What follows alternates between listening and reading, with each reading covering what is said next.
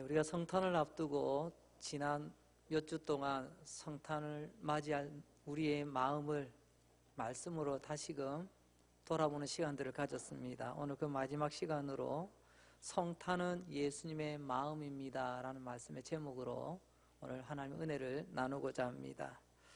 오늘 예배드리러 나오신 여러분들 그리스도인 맞습니까? 여러분들이 왜 그리스도인이라고 생각하시죠? 혹시 내가 모태신앙이기 때문에, 그래도 내가 교회를 몇십 년 다녔는데, 내가 교회 다니면서 이런저런 굵직굵직한 직분도 받았는데, 혹시 그렇게 생각하시고 내가 그리스도인이라고 생각하는 분 계십니까? 그건 큰 착각입니다.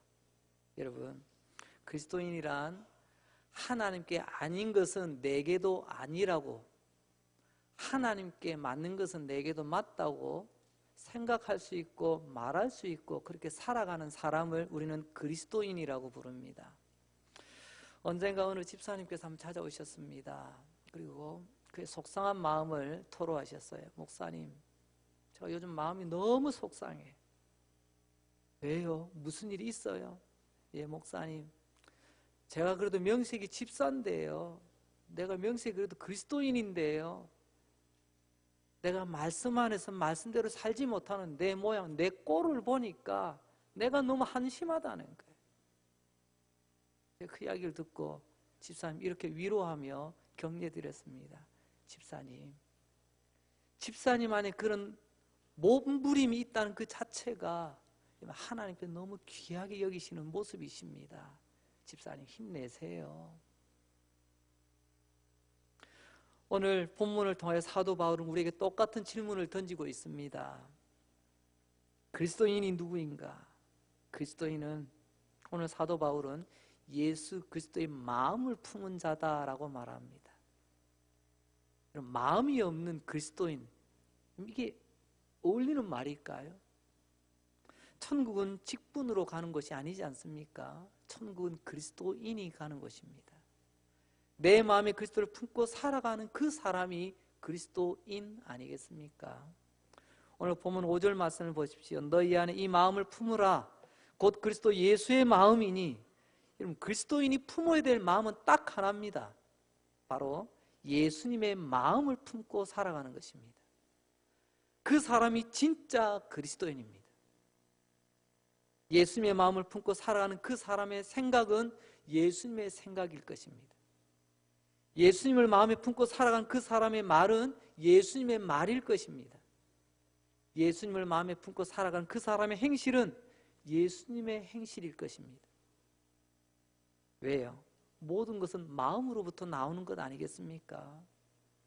여러분 자신을 오늘 말씀 하나님 앞에서 살펴보시기 바랍니다. 다시 한번 강조합니다. 제발 종교인 되지 마시고 그리스도인 되시기 바랍니다. 종교인은 마음 없이도 얼마든지 들랑달랑 거릴 수 있어요. 하지만 그리스도인은 예수의 마음이 있어야 됩니다. 예수님, 그 예수님 세상에 나타내고 드러내는 사람, 그 사람이 그리스도인입니다. 예수님은 저 대관령 꼭대기에 사실령처럼 호련히 나타나시는 분이 아니십니다.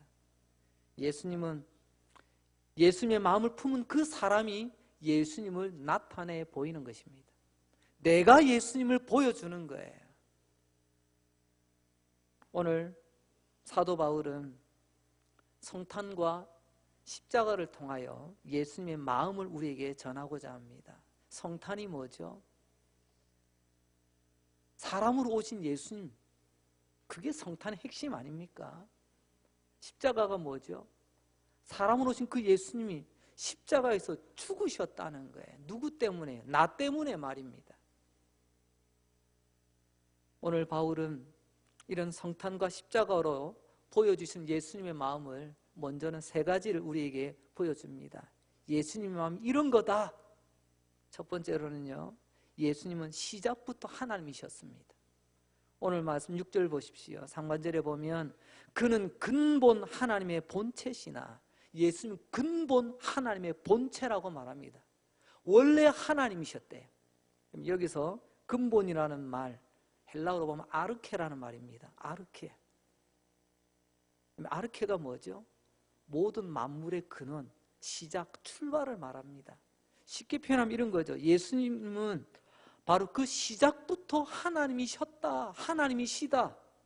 이게 근본이라는 거예요. 근본. 예수님은 중간에 예수님이 되신, 하나님이 되신 분이 아닙니다. 태어나셔서 어느 순간 스스로 나는 인간이 아니고 하나님이구나, 그때 깨달으신 것이 아닙니다.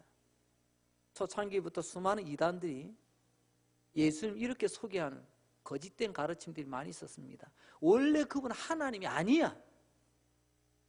근데 중간에 남과 다른 그런 과정 속에서 나중에 하나님으로 인정받으셨다. 이게 이단들의 가르침이었습니다. 그런데 오늘 하나님 말씀을 분명히 보십시오. 근본, 시작부터, 처음부터 그분은 하나님이셨다고 말씀하십니다. 그분이 이 세상에 사람의 모양으로 나타나셨습니다.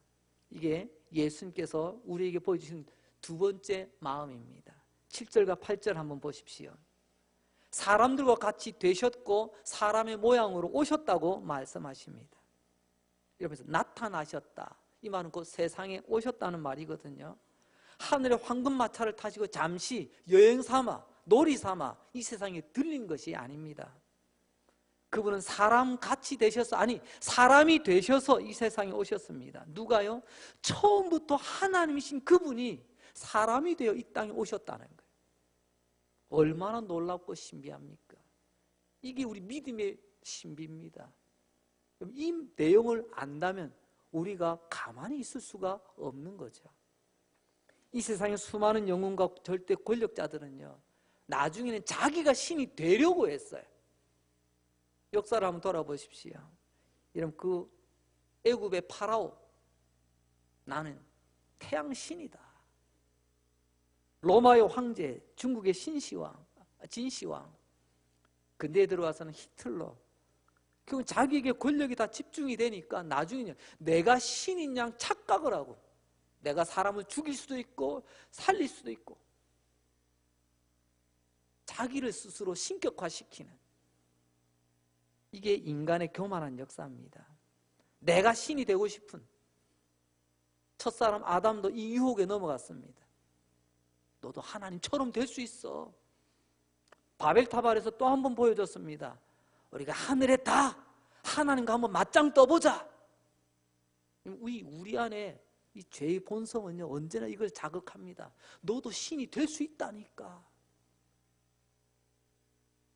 하지만 거꾸로 신이신 그분, 하나님이신 그분이 인간이 되어 이 땅에 오신 이야기, 이게 성탄입니다.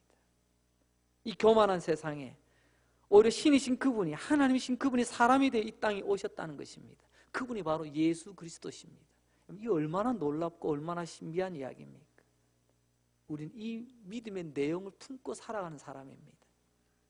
우린 이 성탄의 놀라움과 신비에 다시금 하나님께 감사와 찬송을, 영광을 올려드릴 수밖에 없는 이유가 바로 여기에 있는 거예요. 나 같은 죄인 구원하시려고 시작부터 하나님이신 그분이 사람이 되셔서 바로 이곳에 내 삶의 현장으로 찾아오신 거죠. 나에게 천국을 주시려고요. 나에게 영생을 주시려고 말입니다.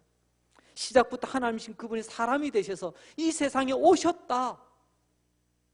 이게 바로 크리스마스 아닙니까? 이게 바로 크리스마스는 메리 크리스마스, 기쁘고 즐거운 성탄이라고 우리가 서로 기뻐하며 인사를 나눌 수 있는 이유가 아니겠습니까? 그리고 세 번째로 예수님은 십자가에서 죽으셨어요. 오늘 8절 말씀 보십시오. 시작부터 하나님이신 분이 사람이 되셔서 이 땅에 오셨을 뿐만이 아니라 사람으로 이 땅에 오신 그분은 십자가에 못 박혀 피 흘려 죽으셨어요. 예수님의 성탄은 바로 십자가를 향한 첫 발걸음이었다는 것입니다. 그러면 성탄이 없이 어떻게 십자가가 있겠어요? 성탄으로 끝난 종교는 기독교가 아닙니다. 십자가를 향해서 그분은 성탄을 통해서 시작하신 거죠. 이 세상에 오신 예수님, 그분은 나 같은 죄인 위하여 십자가에서 피 흘려 죽으셨습니다. 그러므로 십자가는 성탄의 완성입니다. 성탄은요, 십자가의 출발입니다. 예수님은 죽기 위하여 오신 거죠. 예수님의 죽으심은 나 같은 죄인 위하여 죽으러 오셨다는 거예요. 이걸 알고 성탄을 맞이하는 사람이 어찌 가볍게 성탄을 대할 수가 있겠습니까? 나 같은 죄인 대신하여 죽음, 대신하여 대속의 죽음이라고 말합니다. 예수님은 그 대속의 죽음을 위하여 이 땅에 인간의 몸을 입으시고 오신 거죠. 우리가 지금 성탄을 축하하고 감사하며 기뻐하는 이유를 잘 한번 더듬어서 다시금 붙잡으시기 바랍니다. 이 세상에 단순히 오신 것이 아니라 그분은 나를 위하여 십자가에 못 박혀 죽으셨다고 하는, 여러분, 나를 위한 그 죽음의 사랑을 깨닫는 사람이 진짜 성탄을 기쁘게 맞이할 수 있는 것 아니겠습니까? 십자가 없는 성탄을 축하한다면 세상의 캐롤이나 똑같아요. 세상 사람들의 크리스마스나 똑같습니다. 그러나 우리는 성탄을 통해서도 십자가를 늘 기억해야 됩니다. 나를 위해서 죽으러 오신 그분이 진짜 나와 같은 사람이 이 땅에 오신 그 순간, 그 날, 바로 성탄. 그래서 사도 바울은 처음부터 하나님이신 예수님을 우리에게 다시금 알려주고, 그분이 이 땅에 사람의 몸으로 오셨고, 또한 그분은 나 같은 죄인을 위하여 십자가에 죽으셨다고 말씀하고 있습니다. 그러면서 그 예수님의 마음을 우리가 품으라고 말합니다. 자, 그러면 우리가 품어야 되는 이 성탄과 십자가를 통해서 살펴본 우리가 품어야 될 예수님의 마음은 어떤 마음일까요? 한 두 가지로 생각해 보려고 합니다. 여러분, 첫째는요, 자기를 비우는 마음입니다. 7절 말씀을 한번 볼까요? 오히려 자기를 비워.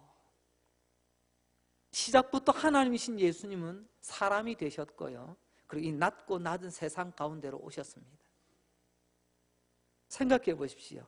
시작부터 하나님이신 그분이 자기를 비우지 않으셨다면 어떻게 이 낮고 낮은 이 세상 가운데 오실 수가 있겠습니까?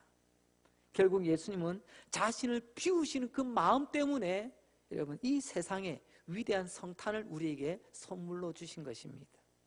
비움이 뭐죠? 이 세상에도 수많은 종교들이 비움을 강조합니다. 비워라, 뭐 이런 가르침들을 강조하는 종교들이 꽤나 있어요. 하지만 성경에서 말씀하신 이 비움이라는 것은 기타 종교에서 말하는 비움과는 전혀 다른 의미입니다.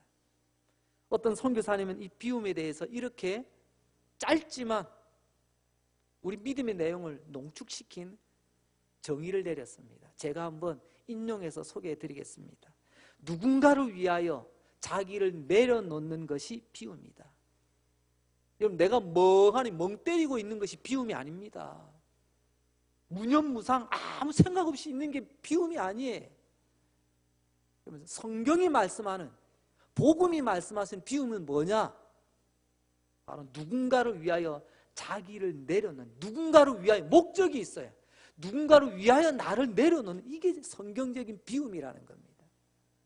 내 안에는 꽉 차 있지만, 내 안에는 모든 것을 다 갖추고 있지만 누군가를 위하여 이것을 내려놓는 것, 그게 바로 비움의 마음이라는 거죠. 예수님은 그런 비움을 통하여 인간이 되셨고요, 그 비움을 통하여 우리 가운데, 이 땅 가운데 오신 것입니다. 그런데 예수님 조금 전에 강조했죠. 누군가를 위하여. 그 누군가가 누구겠습니까? 바로 나 아닙니까? 나를 위하여 자기를 비워주신 예수님, 우리를 위하여 자기를 비워주신 예수님. 우리 이 성탄 가운데 예수님의 그 비워주신 마음을 이 성탄 가운데 붙들 때 우리 성탄이 성탄답게 우리는 맞이하게 될 것입니다. 예수님은 누군가를 위하여 당신의 모든 것을 내려놓으셨습니다. 그 누군가가 바로 이 못나고 못난 바로 나를 위함이라는 거죠.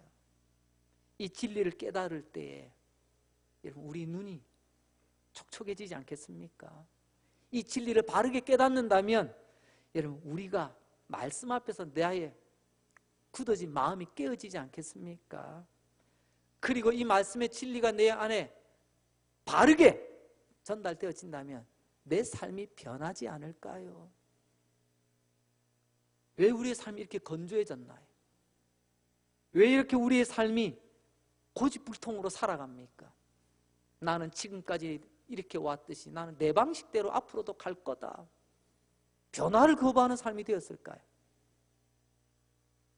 바로 예수님의 이 비움의 마음이 어느 순간부터 내 마음에서 빠져나가 이제는 흔적도 남아있지 않는 그런 모습 아닐까요? 예수님은 모든 것을 내려놓으셨습니다. 오늘 말씀을 보니까 하나님과 동등됨을 여기지 아니하시고, 여러분, 동등됨을 여긴다는 것은요 똑같다는 겁니다. 즉 다시 말하면 권리 주장할 이유가 있다는 거예요. 예수님 시작부터 하나님이셨습니다. 그분께 다시 말하면 그를 주장할 수 있는 권리가 있다는 거예요. 그런데 그 권리마저도 내려놓으셨어요. 하나님의 영광보다 내려놓으시고 하나님의 존귀함 내려놓으시고 다 내려놓으셨어요. 동등됨으로 여기 나의 권리를 다 내려놓았어요. 요즘 조금 생각 좀 있다는 분들, 조금 똑똑하다 하시는 분들이 이런 표현 많이 쓰시더라고요. 권리를 주장하라, 권리를 찾으라. 세상뿐만 아니라 때로는요 믿음의 현장에 쓰더니 어느 순간부터 이 권리라는 단어가 굉장히 주목을 받기 시작했어요.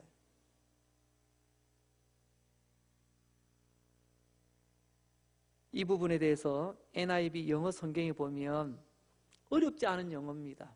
저도 사용하는 영어니까 어렵지 않습니다. 이 부분을 NIV 성경은 이렇게 아주 쉽게 소개하고 있습니다.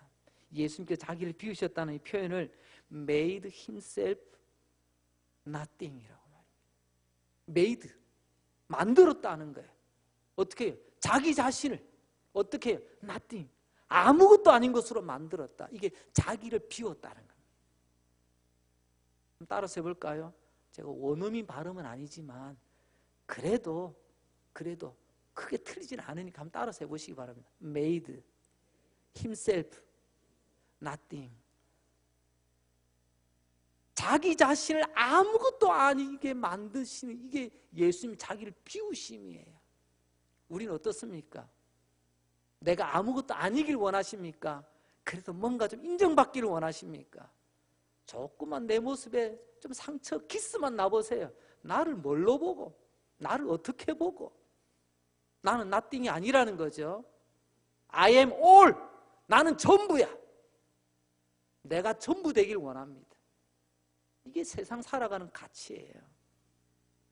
모두가 내가 전부라고 주장한 이 세상 가운데 나는 아무것도 아니라고, 나는 nothing이라고 자기를 비우시고 오신 그 예수님의 마음을 품고 살아가는 사람들이 바로 저와 여러분, 바로 우리가 그리스도인 아니겠습니까? 예수님은 당신을 nothing으로 만드셨는데 우리는 내가 전부라고 말입니다. 천지 만물을 창조하시고 시작부터 하나님이신 그분 스스로를 nothing, 나는 아무것도 아니라고 말씀하시는데 그 예수를 믿는 나는요, I am all, 내가 전부요.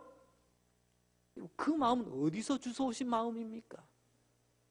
성경은 분명히 비우는 마음을 우리에게 말씀하고 계시는데 그리스도인은 이런 예수의 마음을 품고 살아가는 사람들입니다.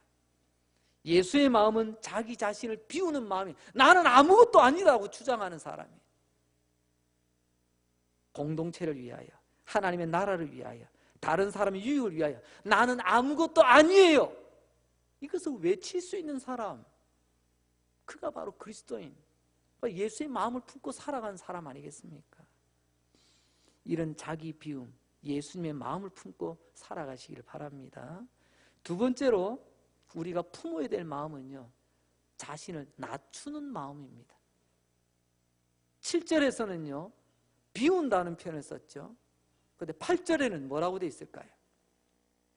자기를 낮추시고, 시작부터 하나님이신 그분, 자기 스스로를 낮추셨기 때문에 하늘 영광 보좌 버리시고 이곳까지 낮아지시고 이 땅까지 오신 거예요.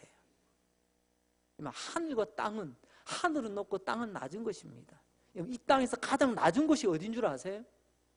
바로 죽음의 자리입니다. 죽음은 땅에 묻히는 거거든요. 가장 높은 곳에 계신 분이 가장 낮은 곳으로 오셔서 그 마지막 정점, 죽음의 자리까지 자신을 낮추신 하나님, 자기를 낮추신 주님의 마음을 오늘 우리에게 말씀하고 계십니다. 그리스도인은 예수님의 마음을 품고 살아간 사람이라는 것 다시 한번 말씀드립니다. 낮춤, 좀 유식한 용어로 한번 바꿔볼까요? 겸손, 겸비한 마음 아니겠습니까? 겸손의 마음, 겸비의 마음. 예수님이 자신을 낮추신 것처럼 우리가 이런 겸손의 마음, 낮아짐의 마음을 품고 살아갈 때 세상이 우리를 예수님 따라가는 예수쟁이, 그리스도인 맞구나 인정해 주는 거예요. 내가 예수쟁이요 외치는 게 아니고요, 내가 그렇게 생각하고 내가 그렇게 말하고 내가 그렇게 살아갈 때 세상이 예수 그리스도를 보게 된다니까요. 성도 여러분, 곰곰이 한번 생각해 보십시오. 우리 하나님 앞에 우리 아무것도 아니잖아요. 하나님 앞에서 아무것도 아닌데, 근데 우리는요, 그 아무것도 아닌 것이 조금만 뭔가 좀 상처를 입어보세요. 견디지 못하여 하는 게 우리의 모습 아닙니까? 가끔 장례식장에 갈 때가 있습니다. 뭐 집례를 맡아서든지 아니면 또 위로와 또 함께 슬픔을 나누기 위해서 하는 자리. 저도 짧지 않은 목회 여정이지만 부교육자로부터 또 담임 목회를 하는 가운데서도요, 손가락으로 꼽을 수 없을 만큼 참 많은 발걸음으로 장례식장을 찾은 적이 있습니다. 언젠가 장례식 때 어느 권사님이 이런 질문을 하시더라고요. 목사님은 장례식장에 몇 번쯤 왔습니까? 글쎄요, 인생의 연수는 우리 권사님보다 훨씬 제가 작지만 그러나 장례식장에 달려가는 발걸음은 제가 목사인지라, 부교육자 시즌 제가 또 담당 교구를 담당해야 되기 때문에 또 담임 목사로서 또 이런저런 그러다 보니까 꽤 많이 장례식장을 찾게 되었습니다. 수없이 장례식장을 찾게 되었는데요, 또 한 번 질문합니다. 그러면 목사님, 장례식장을 찾을 때 어떤 마음이 드세요? 그때 제가 솔직한 말씀을 말씀드렸습니다. 권사님, 솔직한 마음으로 사실 죽음에 대해서는 이제 좀 덤덤해졌습니다. 처음에는 굉장히 당황스러웠거든요. 제가 부교육자 시절 제가 조그마한 교회를 섬기다가 아주 이제 교회가 규모가 있는 교회를 또 섬기게 됐습니다. 제 담당 교구에서 12월 달이면 지금도 잊지 않아요. 제가 12월 초에 부임을 했는데요, 2주 뒤에 장례가 났는데요, 일주일에 3번 제 교구에서 말입니다. 다녀오니까 장례가 났고 장례 중에 또 장례가 났어요. 그래서 그때는 우리 담당 교구도 있지만 우리 교구만 있나요? 또 옆에 다른 교구, 또 장례는 모든 교육자들 함께 또 동참을 하거든요. 12월 그 해는요, 장례로 마친 한 해가 있습니다. 그래서 연말에 가서 몸살을 앓았던, 이런 과정 속에서 이 장례식장에 가게 되면 왠지 이제는 죽음이 이제 좀 덤덤해졌다는 것이 솔직한 제 심정입니다. 근데 덤덤함으로 끝나는 게 아니고요, 거기서 또 하나 제게 남는 것이 하나 있습니다. 그것은 바로 장례식장에 갈 때마다 제가 배우는 게 하나 있습니다. 그게 뭘까요? 그건 바로 하나님 앞에서는 내가 아무것도 아니라는 겁니다. 그걸 확인하는 자리예요.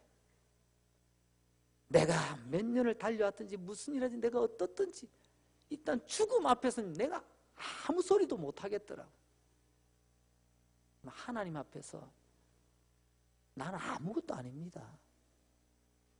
땅에서 아무리 높아도 결국 땅에서 벗어날 수 없다는 속담이 있지 않습니까? 태산이 높다 하되 하늘 아래 메이로다. 언젠가 내셔널 지오그래픽이라고 우리 지구의 모든 자연 생태에 관한 부분들을 집중적으로 이렇게 촬영해가지고 우리가 보여주는 그런 전문 방송이 있습니다. 그 방송 가운데 한 번은 세계 여러 산맥들이 있는데 가장 높은 산맥이라고 부르는 히말라야 산맥을 하늘에서 비행기로 딱 찍어서 쫙 보여주는 너무 장관이었습니다. 너무 멋지기도 하고요, 장엄하기도 하고요. 그런데 보는 가운데서 문득 그런 생각이 들었습니다. 땅 밑에서는 저 산이 그렇게 높다고 올라가는데 그렇게 사람들이 고생하면서 올라가고 때는 신성시하며 바라보는 산이지만 아니 비행기에서 내려다 보니까요 비행기 밑에 산에 불과하더라는 것입니다. 결국 그런 것 아니겠습니까? 우리가 아무리 높은 채 해도요 우리는 하늘 아래에 있습니다. 내가 아무리 높은 척 해도요 하나님의 눈 아래에 있다는 사실 잊지 맙시다. 이게 예수님의 마음을 알고 품고 살아가는 우리의 모습 아니겠습니까? 나 자신을 내추고 하나님의 눈 아래, 하나님 눈 아래에서 우리가 살아가고 있다는 깨닫는 순간 예수님 마음이 우리 안에 있게 될 것입니다.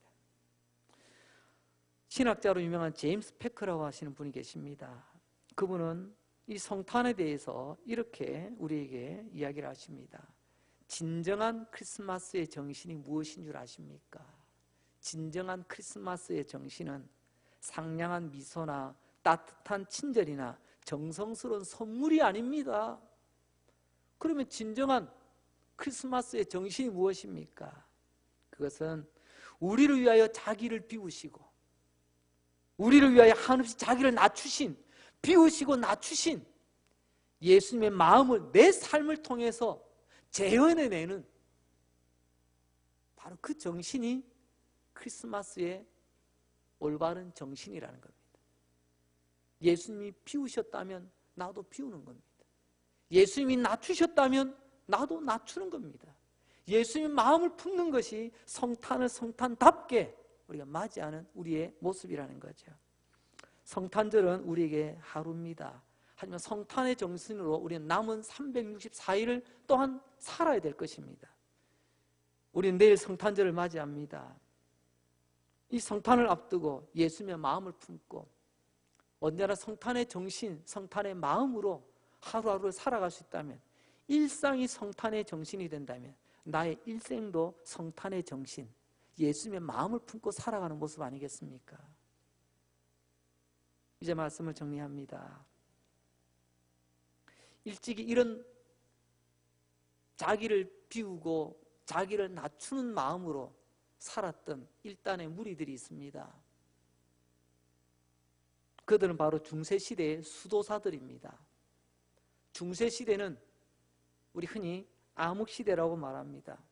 그 시대에도 교회는 있었습니다. 그러나 잘 보면요, 크게 두 종류의 교회로 나눌 수가 있습니다. 뭐 대형교회, 개척교회 이런 게 아닙니다. 그때 당시에 한 교회는요, 제도화된 교회입니다. 세상의 모든 권력이 집중되는 곳이 교회였습니다. 심지어는요, 왕도 교회 앞에서 무릎을 꿇어야만 했어요. 절대 권력을 휘두르던 바로 그 교회. 결국에 그 교회는요, 금과 은은 넘치는 교회였지만 딱 하나, 예수만 없는 교회였습니다. 하나님의 말씀만 없는 교회였습니다. 말씀을 읽어도 말씀으로 받지 아니하고 말씀을 바르게 가르치지 아니하여 결국에는 금과 은만 넘치고 예수님만 없는 그런 제도화된 교회. 그때도 오늘 이 말씀, 자기를 비우고 자기를 낮추며 예수님 마음을 품고 살고자 하는 그런 일단의 무리들이 수도원 생활을 하게 됩니다. 믿음의 본질은 하나님을 사랑하고 예수님을 세상에 드러내는 것인데, 바로 그런 삶을 위해서 몸부림치며 저들은 저 사막, 때로는 산속 깊은 동굴 속에서 그들은 말씀 읽고 묵상하며 예수님 닮기 위하여, 이 마음을 품고 살아가기 위하여 몸부림을 치는 사람들, 그들이 수도사였습니다.